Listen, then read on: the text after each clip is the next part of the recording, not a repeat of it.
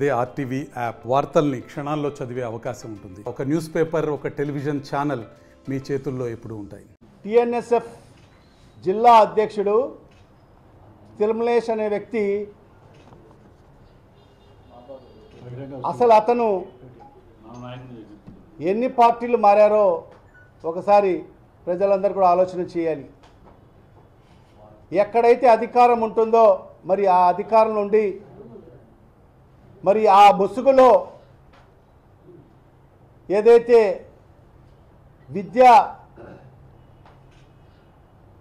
యాజమాన్యాలు ఉంటాయో కాలేజ్ విద్యా సంస్థల యాజమాన్యాల కాడ పీడించి డబ్బులు వసూలు చేసే వ్యక్తి.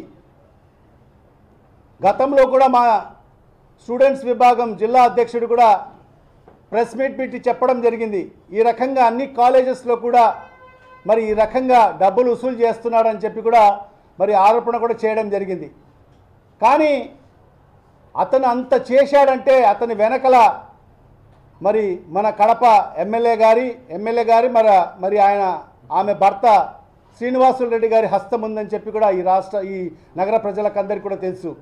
ఎందుకంటే ఈ తిరుమలేష్ అనే వ్యక్తి మన ఎమ్మెల్యే గారు మరి శ్రీనివాసులు రెడ్డి గారు ప్రతి సందర్భంలో కూడా అతన్ని వాడుకున్న పరిస్థితి మనం చూశాం.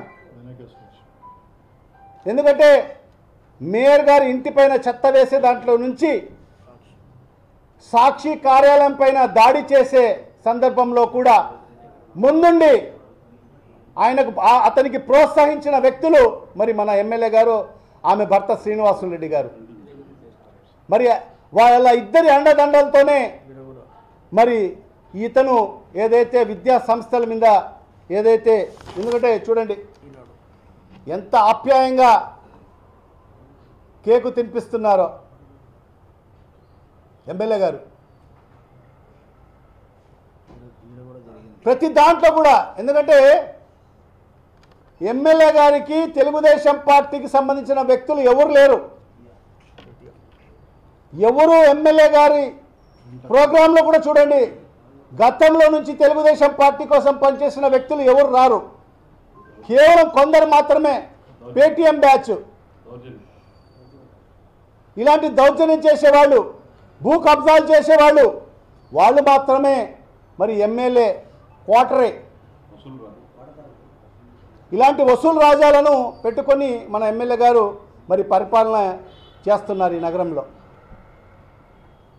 స్వయంగా.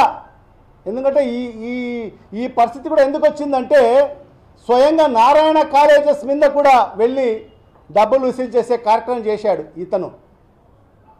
మహానాడు కోసం, మహానాడు పేరు చెప్పుకొని ఏ విధంగా ఎమ్మెల్యే గారు మరి వాళ్ళ భర్త గారు అందరి కాడ ఏ రకంగా వసూలు చేశారో మా నాయకురాళ్ళే వసూలు చేస్తే నేనెందుకు చేయకోకూడదని చెప్పి, మరి నేనెందుకు తక్కువ కావాలని చెప్పి ఇతను ఏం చేశాడంటే అన్ని విద్యా సంస్థల కాడికి వెళ్ళి డబ్బులు వసూలు చేశాడు మహానాడు పేరు చెప్పుకొని.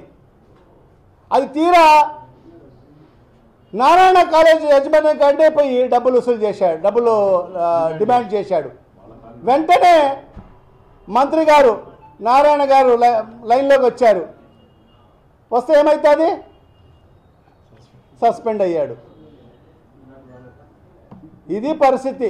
మన కడప నగర పరిస్థితి ఏంటంటే వసూళ్లు మాత్రమే, అభివృద్ధి లేదు, సంక్షేమం లేదు, కేవలం వసూళ్లు మాత్రమే. కింద స్థాయి నుంచి పై స్థాయి వరకు, కింది స్థాయి నాయకుల కాడ నుంచి పై స్థాయి వరకు కూడా వసూళ్లు. మరిన్ని వీడియోస్ కోసం ఛానల్ ని సబ్స్క్రైబ్ చేయండి, లేటెస్ట్ అప్డేట్స్ కోసం వాట్సాప్ ఛానల్ ని ఫాలో చేయండి, అండ్ లింక్ డిస్క్రిప్షన్ లో ఉంది.